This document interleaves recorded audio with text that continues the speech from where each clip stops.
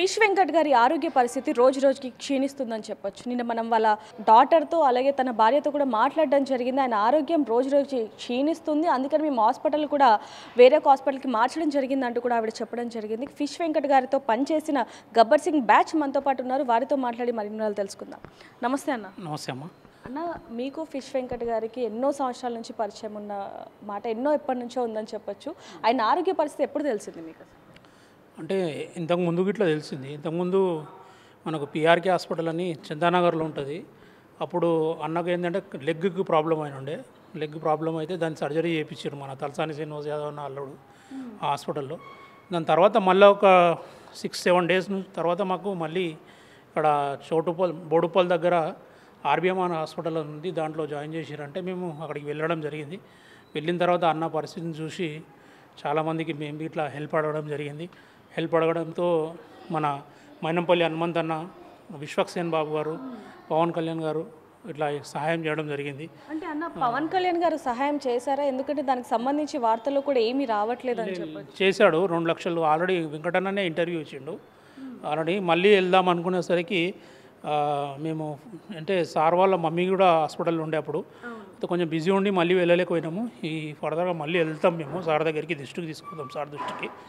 Sir ఏమంటారో తెలుసుకుంటాం మేము. ఫిష్ వెంకట్ గారి ఆరోగ్య పరిస్థితి క్షీణిస్తుంది అన్నప్పటి నుంచి మీరు ఆయనకి ఎంతో తోడుగా ఉన్నమాట వాస్తవమే అని చెప్పొచ్చు.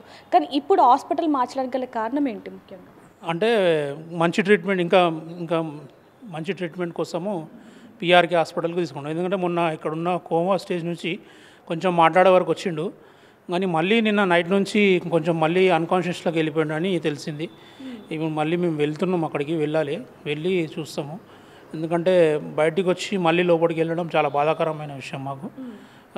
అందరూ హెల్ప్ చేస్తే కొంచెం అన్నకు, ఎందుకంటే వాళ్ళు ఆర్థికంగా చాలా ఇబ్బందుల్లో ఉన్నారు, వాళ్ళకు ఏదైనా ఒక సహాయం చేయాలని కోరుతున్నాను. అంటే అన్న, ఇక్కడ కొన్ని వార్తలు ఏమొస్తున్నాయంటే ముందు నుంచి కూడా ఆయన ఆరోగ్యం బాగాలేదు అన్నప్పటి నుంచి కూడా మీరందరూ కూడా ఆయనతో తోడుగా ఉన్నమాట వాస్తవమే, అందరికీ తెలుసు. కానీ ఇప్పుడు హాస్పిటల్ మార్చడానికి గల కారణం కూడా గబ్బర్ సింగ్ బ్యాచ్ ఏదైతే ఉందో వాళ్ళందరూ కూడా హాస్పిటల్ వాళ్ళని మేము డబ్బులు ఇవ్వము, కానీ మీరు ట్రీట్మెంట్ చేయాలి అంటూ కూడా మీరు కొంచెం భయానికి గురి చేశారంటూ కూడా కొన్ని వార్తలు వస్తున్నాయి. దాంట్లో ఎంతవరకు వాస్తవం ఉంది? అదంతా తప్పుడు వార్తలమ్మా. ఎందుకంటే హాస్పిటల్ వాళ్ళు, ఆర్బిఎం హాస్పిటల్ వాళ్ళు చాలా కోఆపరేట్ చేసారు, చాలా మంచిగా చూసుకుర్రు.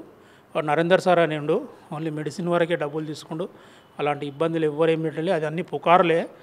ఎందుకంటే కొంచెం మంచి ట్రీట్మెంట్ కోసము అక్కడికి అన్నకు అక్కడ వాళ్ళ ఫ్యామిలీ మెంబర్సే, మా డిసిషన్ కాదు అది, వాళ్ళ ఫ్యామిలీ మెంబర్సే, వాళ్ళ కూతురు కొడుకు గిట్లా పిఆర్కే హాస్పిటల్లో జాయిన్ చేసుకుంటాం మేము అని చెప్పడం జరిగింది. ఆల్రెడీ వాళ్ళకు నిమ్స్ హాస్పిటల్లో జాయిన్ చేయమని చెప్పినుండే, కానీ నిమ్స్ కాదు మేము అక్కడ వెళ్తాం పిఆర్కే అంటే అది మీ ఓన్ డిసిషన్, అది మేమేం చెప్పలేము. మేము ఓన్లీ వచ్చి మాట్లాడి చేసే వరకే మా బాధ్యత. ఎందుకంటే మీ డిసిషన్ అమ్మ, మీరు ఎట్లా అంటే అట్లా, ఎందుకంటే మీరు ఉండేటోళ్ళు కాబట్టి అంటే వాళ్ళ డిసిషన్ మీద వదిలేసినాం. వాళ్ళు పిఆర్కే హాస్పిటల్ తీసుకోరు. మన మెట్టు సాయాన్ని ఉండు కదా, అన్నవి చాలా హెల్ప్ చేసిండు. మన మినిస్టర్ని తీసుకొచ్చిండు, వాకిటి శ్రీహరణ, అలాగే మన హనుమంతనని ఇట్లా సాయాన్ని తీసుకొచ్చి వాళ్ళకి ఆర్థికంగా సాయం చేయడం జరిగింది మెట్టు సాయాన్న. మీరు ఆయనతో చివరిసారిగా ఎప్పుడు మాట్లాడారు? అసలు ఏమని మాట్లాడారు? మొన్ననే ఒక డే బిఫోరే, మొన్న 2 రోజులు 1 డే బిఫోరే మాట్లాడినాము. మన డాక్టర్ గారికి ఇట్లా అన్నతో డైలాగ్ చెప్పించిండు.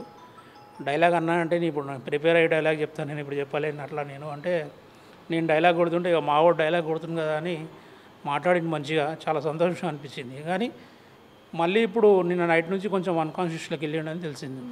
అంటే ఆయన ఎన్నో సినిమాలు చేశారు, అంటే మీతో కావచ్చు లేకపోతే పెద్ద పెద్ద హీరోలతో ఎన్నో సినిమాలు చేసినప్పటికీ కూడా ఇండస్ట్రీ నుంచి ఎందుకని స్పందన లేదు అంటారు? అసలు పెద్ద పెద్ద హీరోలతో చేసినప్పటికీ కూడా ఇప్పుడు వరకు ఎవరు స్పందించట్లేదు, ఎందుకని? అది అయితే నేను చెప్పలేను మేము, ఎందుకంటే తెలిసి వాళ్ళు ముందుకు వచ్చి చేస్తే కానీ బలవంతంగానైతే మనమైతే ఏం చేపించలేము. ఇప్పుడు తెలిసిన వాళ్ళు, ఇప్పుడు విశ్వక్సేన్ బాబు ఉండు తెలిసిండు, ఆయన వచ్చి చేసిండు. హనుమంత్ అన్న ఉండు వచ్చి చేసిండు. అట్లా చిన్న ఇప్పుడు యూట్యూబర్స్ ఉన్నారు, యూట్యూబ్ ఛానల్ వాళ్ళు ఇమ్రాన్ భాయ్ పోయి ₹1,00,000 ఇచ్చిండు. అట్లా తెలుసుకొని వచ్చి చేస్తే మనమైతే ఇక బలవంతం పెట్టలేము. తెలిసినాక అవి మనం ఏమనలేము. అది చివరిగా ఏమంటారు మరి ఈ వార్తలకి? మీరు ఏమని సమాధానం చెప్తారు చివరిగా? అంటే ఏం వార్తలు అంటారు? అదే మీరు హాస్పిటల్ వాళ్ళ యాజమాన్యాన్ని బెదిరించారు? లే అంతా తప్పుడు వార్తలు. ప్లీజ్ దయచేసి మాకు బెదిరిపోయేవాళ్ళు కాదాళ్ళు.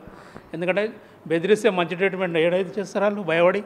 అట్లాంటిది ఏం లేదు భయ్యా, అన్ని తప్పుడు వార్తలు. అది బెదిరించడం ఏం లేదు. ప్యార మొహబ్బతోనే మేము అడిగినాం. వాళ్ళు బి చాలా సహకరించారు. వాళ్ళు డాక్టర్ సాబ్ వద్దు అన్నా కానీ వాళ్ళు అక్కడ వేయరు. అది వాళ్ళ ఇష్టం, ఫ్యామిలీ మెంబర్స్.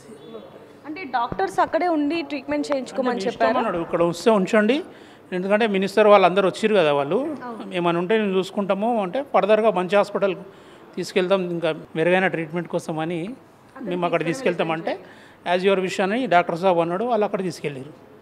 సో చూడొచ్చు, ఫిష్ వెంకట్ గారి ఆరోగ్య పరిస్థితి బాగాలేదు కాబట్టి హాస్పిటల్ మార్పు చేశారే తప్ప మాది ఎటువంటి జోక్యం కూడా లేదు అంటూ కూడా గబ్బర్ సింగ్ టీం అయితే అంటున్న పరిస్థితి అని చెప్పొచ్చు. ఏదైనప్పటికీ ఆయన ఆరోగ్య పరిస్థితి మాత్రం కుదుట పడాలని కూడా మనం కోరుకుందాం. మరిన్ని వార్తల కోసం చూస్తూనే ఉండండి బిగ్ టీవీ.